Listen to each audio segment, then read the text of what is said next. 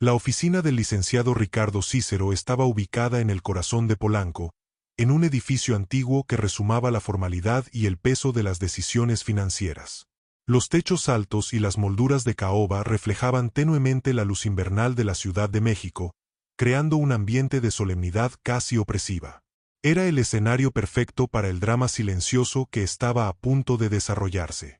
A las 11 de la mañana, en punto, los herederos del fallecido don Rodrigo Almeida, un industrial de éxito y de carácter notoriamente difícil, se congregaron.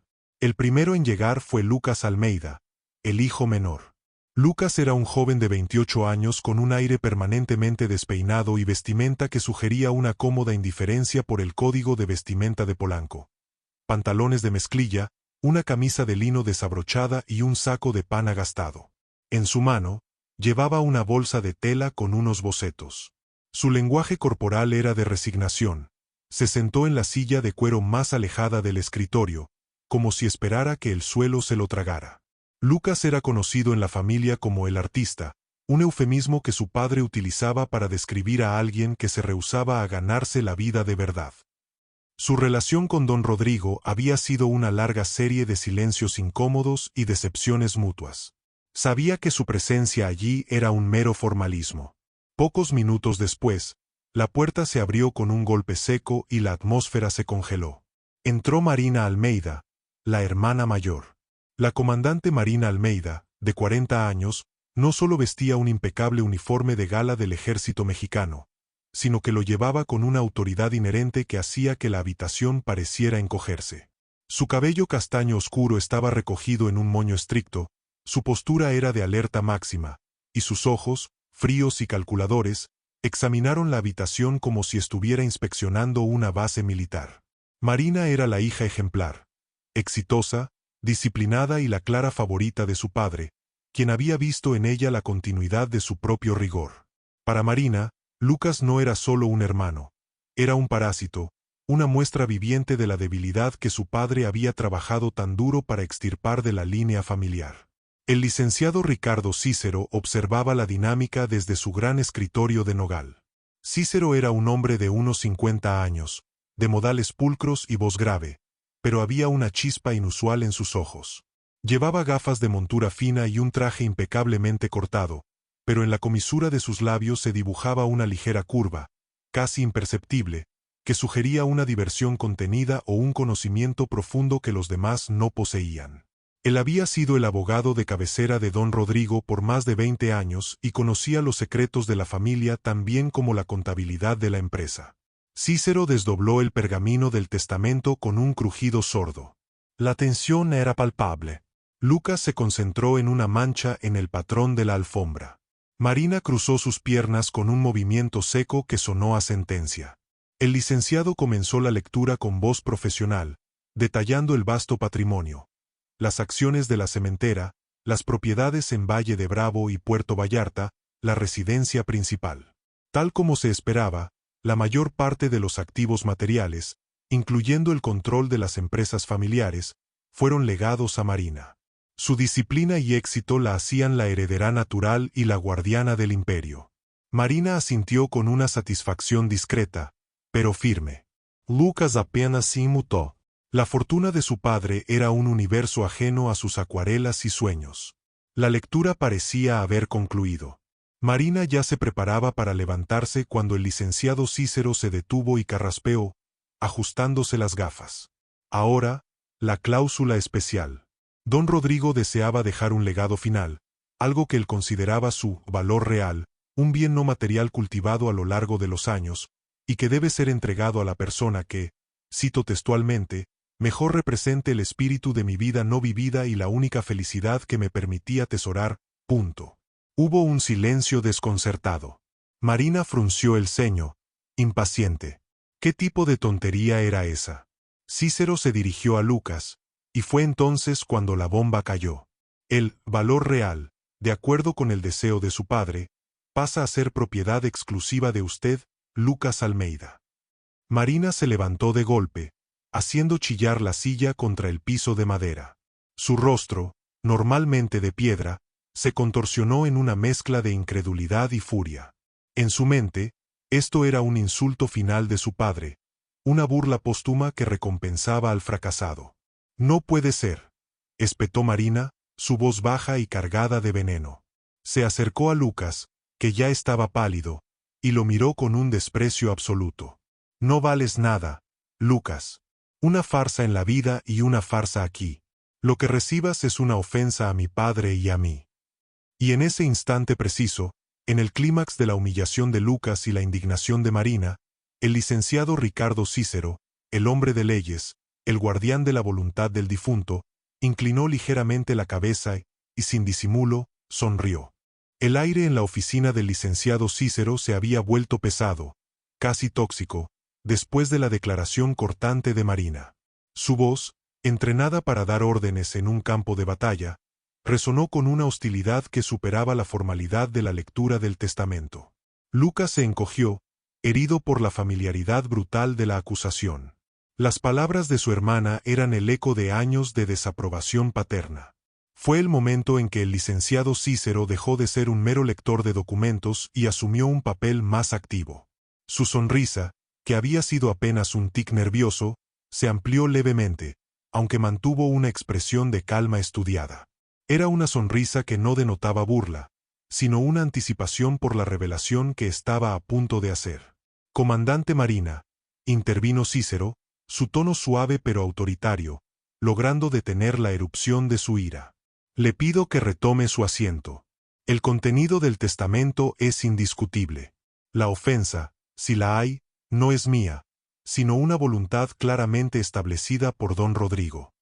Marina se recompuso, su orgullo militar obligándola a obedecer el llamado al orden, aunque sus ojos seguían fijos en Lucas, ardiendo con resentimiento. Se sentó, rígida en el borde de su silla. Cícero tomó un respiro, como si estuviera a punto de contar una historia. «Ustedes conocieron a don Rodrigo, su padre, el empresario de acero y concreto, el hombre de negocios implacable. Pero yo», dijo, señalándose a sí mismo con el índice, «conocí a un hombre que pasaba horas en mi despacho hablando de algo más allá de los balances y las adquisiciones». Hizo una pausa dramática. La cláusula del valor real no se refiere a dinero, ni a propiedades, ni a activos tangibles. Don Rodrigo lo estipuló con gran cuidado, y fue el último documento que firmó antes de su enfermedad. El abogado abrió uno de los cajones inferiores de su escritorio, que estaba asegurado con una pequeña llave de latón. Con un gesto lento y deliberado, extrajo una caja de madera de mogno, pequeña y envejecida, que no tenía más de 1 metro de largo. La caja no parecía tener valor económico alguno. Estaba rayada y su superficie estaba desgastada por el uso constante. La colocó sobre el escritorio, entre los dos hermanos, como un objeto de profundo misterio. Esta caja contiene el valor real de don Rodrigo Almeida, y es propiedad exclusiva de Lucas. Marina soltó un búfido impaciente. ¿Una caja vieja? ¿Es esta la gran broma? ¿Un juego de niños para humillarme después de haberme dado el control de todo lo demás? ¿Qué contiene? ¿Licenciado? ¿Joyería de poco valor? ¿Documentos sentimentales? Contiene, comandante, respondió Cícero, el verdadero tesoro de su padre. El abogado deslizó la caja suavemente hacia Lucas. Dentro de esta caja, continuó, su voz ahora llena de una cadencia casi narrativa, están los cuadernos de dibujo que su padre llenó a lo largo de 40 años. Están sus bocetos de la Ciudad de México, sus apuntes sobre el color de los atardeceres de su rancho, sus diarios personales sobre la técnica de la acuarela y la frustración del bloqueo creativo. Lucas levantó la vista por primera vez, atónito. No era posible. Su padre, el hombre que solo vestía gris y discutía sobre márgenes de ganancia, ¿dibujando? Marina, por su parte, parecía haber sido golpeada por un rayo. El rostro se le descompuso en una máscara de incredulidad y un disgusto palpable. Cícero asintió, confirmando la confusión en sus rostros. Don Rodrigo era un artista frustrado. Un pintor, un dibujante de tremendo talento. Un hombre que, bajo la presión de su propio padre, tuvo que abandonar la Escuela Nacional de Artes para dedicarse a algo serio, como él lo llamaba.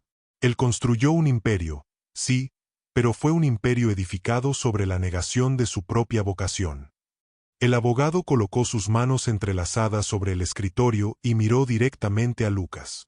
Él vio en usted, Lucas, no a un fracasado, sino al único que tuvo el valor de seguir su corazón. Usted no cedió. Usted, aunque sin grandes lujos, persistió en el camino que él soñó. Usted es la continuación de su espíritu creativo. La cláusula es clara, declaró Cícero, levantando la voz justo un poco para cortar cualquier protesta de Marina. El valor real es el alma artística reprimida de don Rodrigo. Y usted, Lucas, es el único heredero legítimo de esa alma. Marina heredó el peso, el concreto, el dinero que su padre construyó. Pero usted heredó su verdad. Y luego, el licenciado Cícero se permitió la sonrisa completa. Una sonrisa de triunfo intelectual. Una sonrisa que confirmaba la ironía final del viejo industrial. El hombre que había despreciado las artes toda su vida, había dejado su herencia más íntima y preciada al hijo al que más criticaba por ser artista.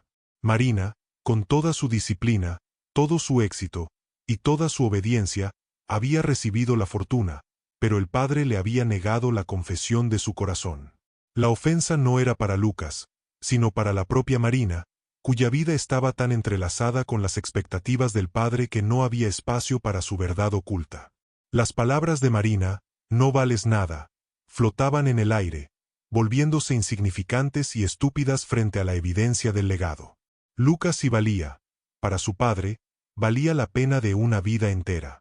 El silencio que siguió a la explicación del licenciado Cícero fue más denso que cualquier discusión anterior. Lucas, con las manos temblándole ligeramente, deslizó la caja de mogno hacia sí mismo, sintiendo la madera áspera y desgastada bajo sus dedos. Era pequeña, humilde, y contenía más peso emocional que toda la fortuna de la cementera. Marina, por su parte, permanecía inmóvil, sus ojos oscuros llenos de una mezcla devastadora de rabia y una naciente, aterradora, comprensión. El traje militar de Marina parecía ahora una armadura agrietada. El licenciado Cícero, disfrutando claramente del momento, animó a Lucas. «Abrala, Lucas. Estás inseguro». Fue la voluntad de su padre que fuera lo primero que viera. Lucas obedeció. El pestillo de latón se levantó con un leve clic metálico. El olor que emanó de la caja era inconfundible. Papel antiguo, tinta de dibujo y el ligero dulzor del aceite de linaza. No era el olor a dinero, ni a formalidad. Era el olor a un estudio de artista clausurado por décadas. En el interior, la caja no contenía cuadernos ni bocetos visibles inmediatamente. En su lugar, un sobre de papel crema de calidad yacía en la parte superior, sellado con cera roja y el escudo de armas de la familia, que rara vez usaban. Estaba dirigido, simplemente, a mi hijo, Lucas. Lucas deslizó el dedo bajo el sello de cera. Marina observaba cada movimiento, tensa, como si esperara que la carta contuviera otra bomba legal, un último truco contable que negara todo lo dicho. Desdobló el papel con cuidado, y la letra de su padre, pulcra y firme, aunque un poco temblorosa al final, llenó la quietud de la oficina. Mi querido Lucas, si estás leyendo esto, significa que el licenciado Cícero ha cumplido mi voluntad hasta el final, y que tu hermana, Marina, ya ha tomado posesión de lo que siempre creyó que era lo único que importaba, el peso de mi nombre. Te ruego que me escuches, no como el don Rodrigo, tu padre, el dueño de las constructoras que te juzgaba por no usar un traje y no hablar de dividendos. Escúchame como el hombre que te escribió estas palabras, el hombre que una vez, hace mucho tiempo, soñó con ser tu colega. Me has perdonado muchas veces en silencio por las veces que te dije que tus lienzos eran un pasatiempo sin futuro. La verdad, mi hijo, es que cada vez que criticaba tu arte, criticaba al joven que tuve que matar dentro de mí para convertirme en el empresario que todos esperaban. La crueldad con que te juzgué era simplemente el eco de mi propia frustración y el miedo a que tú, al triunfar en la vida que yo no elegí, hicieras evidente mi propio fracaso. Hace 50 años, mi sueño era estudiar en San Carlos. Dejé mis pinceles un martes de abril. Los metí en esta caja y la sellé. Nunca la volví a abrir, porque para mí era la tumba de mi alma. Pero seguí coleccionando. No dinero, coleccioné la belleza que me negué a crear. Los bocetos y diarios que ves bajo esta carta son la documentación de esa vida paralela, la única parte de mi existencia que siempre sentí que tenía verdadero valor real. Te los dejo a ti porque tú eres mi continuidad, mi liberación. Cuando Marina me decía sus planes de expansión o sus estrategias militares, yo pensaba en la disciplina que me ahogó. Cuando tú me hablabas de la luz en el Bajío o de los colores del mercado de San Juan, yo veía el mundo que abandoné. El legado no es solo la caja, Lucas. Es la absolución. Con la caja vienen todos mis cuadernos de apuntes. En la página 45 del tercer cuaderno, el de tapas de piel verde, encontrarás la clave de una cuenta bancaria personal, secreta, que nunca mencioné en el testamento principal. Es una cantidad modesta, comparada con el resto de la herencia, pero suficiente. Es dinero que gané con inversiones menores y que he estado guardando toda mi vida. No es para que lo malgastes, sino para que lo uses con un único propósito, que no tengas que vender tu arte por necesidad, sino por deseo. Que puedas pintar y crear en libertad por al menos 5 años, sin la presión de la renta o el hambre. Quiero que seas libre de la necesidad que a mí me obligó a ser esclavo. Perdóname por ser un padre tan duro. El hombre que soy fue un precio muy alto que pagué por el éxito. Mi último deseo es que uses esta colección, mis fracasos y mis sueños, como el inicio de tu propia gran obra. Ve y crea lo que yo no me atreví a hacer. Con todo el amor y el arrepentimiento que no supe expresar. Tu padre, Rodrigo Almeida. Lucas terminó la lectura con un nudo apretado en la garganta. No era una carta de un magnate. Era la confesión de un hombre derrotado por sus propias elecciones, una declaración de amor tardía. Levantó la vista. Marina estaba pálida, sus labios apretados. Sus ojos no miraban a Lucas, sino a la caja, a la representación física de la traición íntima de su padre. El licenciado Cícero asintió, su sonrisa ya no era de diversión, sino de profunda satisfacción por haber cumplido el deseo más íntimo de su viejo amigo. Lucas acababa de recibir más que una herencia. Había recibido el perdón y la bendición de su padre, algo infinitamente más valioso que cualquier negocio de cemento. Lucas soltó la carta de su padre sobre el escritorio, sus manos limpiándose las lágrimas silenciosas que habían trazado caminos en el polvo de la oficina. La misiva no solo le otorgaba un legado, sino que reescribía toda su relación con don Rodrigo. La culpa, ese peso constante de ser la decepción familiar, se evaporó, reemplazado por la comprensión dolorosa de que su padre había sido un compañero de sueño secreto, un prisionero de su propia coraza empresarial. El licenciado Cícero observó el rostro de Lucas. La tristeza era profunda, pero mezclada con una luz de liberación que nunca antes había visto en el joven. Como pueden ver, dijo Cícero, retomando el control de la reunión, la voluntad de don Rodrigo no es solo legal, sino profundamente personal. La herencia material es para Marina, pero el capital de la verdad, el valor real, y el capital de la libertad, es para Lucas. Marina finalmente rompió su petrificado silencio, su voz baja y rasposa, despojada de su tono de mando habitual. ¿Una cuenta secreta?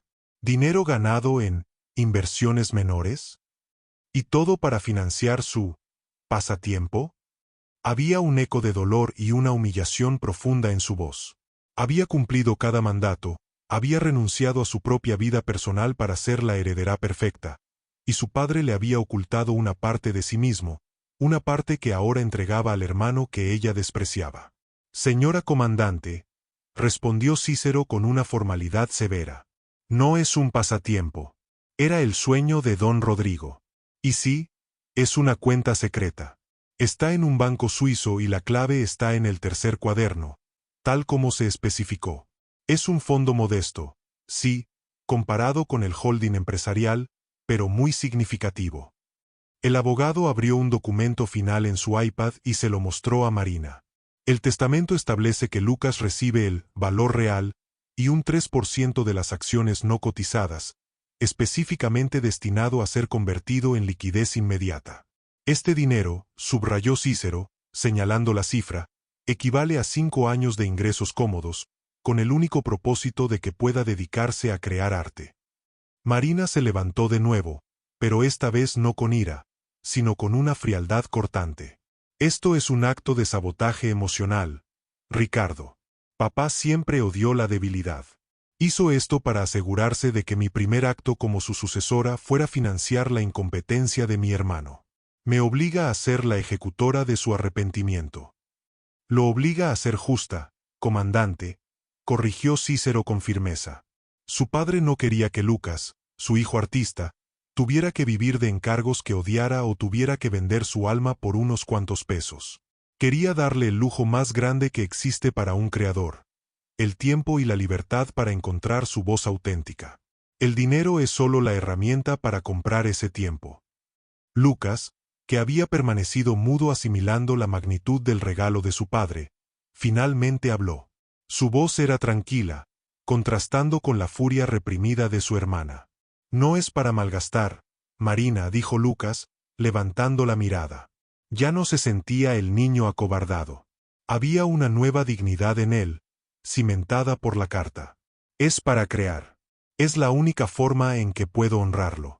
Papá me dio la única cosa que no se compra con todas tus constructoras: la oportunidad de ser quien soy sin tener que vender mi integridad. Marina se quedó observándolo. En ese momento, Lucas no parecía un parásito, sino un hombre que acababa de heredar la verdad. Ella, en cambio, había heredado el yugo y la mentira. Había cambiado su juventud, sus posibles matrimonios, su vida entera, por la admiración de un hombre que, en secreto, soñaba con pintar bodegones. La disciplina militar, el control financiero, todo lo que ella representaba, se sentía hueco de repente. El abogado cerró el expediente con un golpe suave. La ley ha terminado. Don Rodrigo ha hablado. Comandante, usted tiene las empresas y la responsabilidad de continuar el nombre Almeida en los negocios. Lucas tiene la responsabilidad de continuar su espíritu en el arte. Ambos han recibido la herencia que necesitaban, aunque no la que esperaban. Cícero se dirigió a Lucas con una mirada de genuina amistad. Lucas, la cuenta secreta suiza es una base. El 3% de las acciones es tu capital operativo. Te sugiero que busques un buen asesor financiero que no sea tu hermana, y que uses este regalo con la misma pasión que tu padre te legó en esa caja. El testamento ha concluido. Marina asintió, su rostro de vuelta a la piedra, pero sus ojos guardaban una tormenta de celos y realizaciones. Ella tenía la casa, el yate, las cuentas abultadas, pero Lucas se había ido con el perdón y la aprobación más importantes, la que su padre se había negado a sí mismo en vida. Él había heredado la libertad. Ella, el peso de la jaula de oro. Lucas se puso de pie, tomando la caja de mogno, y por primera vez en su vida, sintió que su partida de esa oficina no era una huida, sino el comienzo de un camino genuino. El aire de la oficina del licenciado Cícero se había enfriado, no por la temperatura, sino por la conclusión ineludible de la voluntad de don Rodrigo. Lucas sostenía la caja de mogno contra el pecho, un cofre de resonancias más que de riquezas. Marina permanecía de pie junto al gran escritorio de nogal, su figura en uniforme contrastando duramente con la madera pulida y los documentos financieros esparcidos. Si no hay más preguntas sobre la ejecución testamentaria, declaró Cícero, recogiendo los papeles con metódica eficiencia, pueden considerarse libres de mis servicios por hoy. Comandante Marina, la contactaremos la próxima semana para iniciar el proceso de transferencia de activos y el traspaso de la dirección de la empresa. Marina se volvió hacia Lucas, y por un momento, la expresión en su rostro fue ilegible. No era solo ira, era una mezcla venenosa de celos y la amarga certeza de haber sido engañada por la persona cuya aprobación más había buscado. Toma tu caja, Lucas, dijo Marina, su voz baja y sin emoción. Y toma tu dinero de la libertad. Ve y pinta tus atardeceres. Yo me quedo con el resto. Con la responsabilidad. Con la realidad. Lucas asintió lentamente. Tú te quedas con lo que papá construyó para escapar, Marina. Yo me quedo con lo que siempre quiso ser. La diferencia entre los dos hermanos nunca había sido tan marcada. Marina, rodeada de contratos millonarios, de la promesa de un poder financiero ilimitado, se veía pequeña, constreñida por el peso de las expectativas. Lucas, con una caja vieja y la promesa de 5 años de tranquilidad económica para su arte, parecía increíblemente ligero, listo para volar. Ella había heredado el gran edificio de ladrillo. Él, los planos secretos del alma de su padre. El valor no se mide en lienzos sin vender, Lucas, replicó Marina, tratando de recuperar algo de su habitual superioridad. El valor tampoco se mide en el número de ceros de una cuenta, Marina, respondió Lucas, encontrando una inesperada firmeza. Si fuera por eso, papá hubiera quemado esta caja. La dejó porque, al final de su vida, se dio cuenta de que la única cosa que valía la pena heredar era la pasión, y no la disciplina. Cícero asintió, dando un paso atrás hacia la ventana. El testamento de don Rodrigo es, en esencia, un mensaje de que la acumulación material fue una farsa, pero el arte, el sueño no vivido, era la única verdad. Lucas, tu vida, para tu padre, tenía un valor incalculable. Lucas se dirigió a la puerta, sin mirar hacia atrás. La caja de mogno bajo su brazo no era pesada, pero la responsabilidad que conllevaba era inmensa. Vivir la vida que su padre le había confiado. Al salir de la formalidad de la oficina de Polanco, Lucas sintió la brisa fresca del invierno en el rostro. Miró a la gente apresurada que vestía trajes oscuros, la gente que se movía al ritmo implacable de los negocios, y se dio cuenta de que él ya no pertenecía a ese universo. Había sido liberado. El dinero de la cuenta suiza, las acciones, todo eso era solo el combustible para encender el motor de su vocación, para que su arte fuera puro, sin la contaminación del mercado forzado. Mientras tanto, dentro de la oficina, Marina se sentó pesadamente en la silla de su padre. Los documentos de propiedad, los títulos de acciones, estaban a su alcance, confirmándola como la legítima heredera del Imperio Almeida. Ella era rica, poderosa y temida. Pero mientras miraba el lugar vacío donde había estado la caja de mogno, sintió un frío que el dinero no podía calentar. Lucas había salido con una herencia de amor y validación. Ella se quedaba con una herencia de trabajo y arrepentimiento. El sonrisa del abogado, el último guiño del destino, había confirmado la ironía final. Marina había heredado el mundo de su padre, pero Lucas había heredado a su padre. A unos pasos de la oficina, Lucas se detuvo en el portal, y por primera vez, abrió la caja para ver el contenido. Cuadernos encuadernados en cuero, lápices de grafito desgastados y una pequeña paleta de acuarelas secas. Tomó uno de los cuadernos, el tercero con la tapa verde, y lo abrió al azar. Era un boceto a lápiz de un hombre durmiendo en un sillón, un rostro de hombre de mediana edad, cansado pero con una expresión de paz. Debajo, la letra de su padre decía: el único momento en que me permito no ser Almeida. Lucas cerró la caja, respiró hondo y siguió su camino, caminando hacia la luz, hacia la vida que su padre nunca pudo permitirse. La verdadera herencia no era el acero ni el concreto, sino la promesa de la pintura y la redención.